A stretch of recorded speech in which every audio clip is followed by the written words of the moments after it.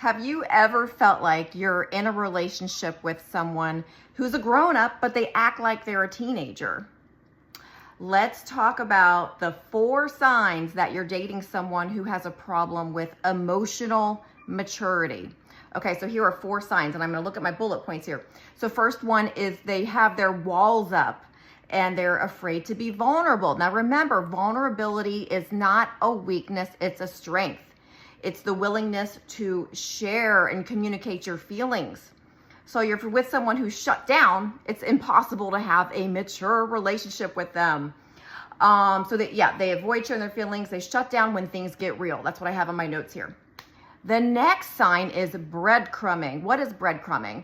That's when somebody is going to give you just enough to keep you around, and then as soon as you're like tired of it, you're like, that's it, I'm out of here. They reel you back in. They lure you back in, and then you're like, oh, never mind. They really do care. And the truth is they already know that you've reached your limit, and they know they need to do some sort of grand gesture or even something just small. That's the definition of breadcrumbing. They're not doing too much to keep you. It's just that you are not having a high self-esteem, so you're willing to accept the breadcrumbs, right?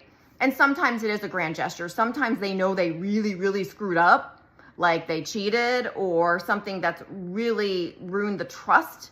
And that's when you get the grand gesture to lure you back. The next one is actions versus words. If their actions are not in alignment with their words, they're not emotionally mature.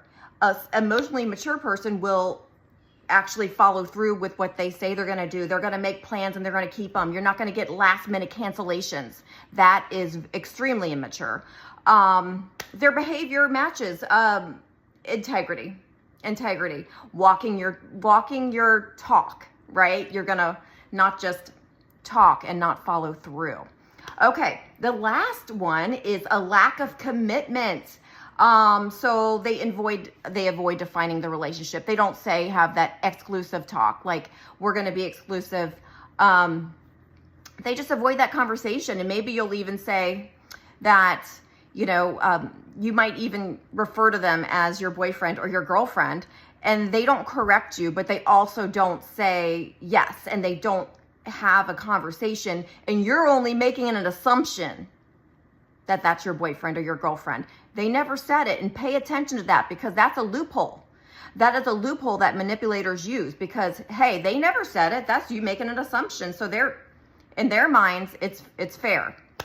So take a moment to reflect and think about, do these patterns keep showing up in your life and your dating life? This is more for people who are dating, I guess. But if you're in a relationship, like a long-term relationship, and you're having a problem with communication, that's the same thing. It's also like, okay, I can't break through to this person. I keep trying to communicate and they're dodging it somehow, or they shut me down. People do not like to be called out on their BS, right? They don't like to be called out.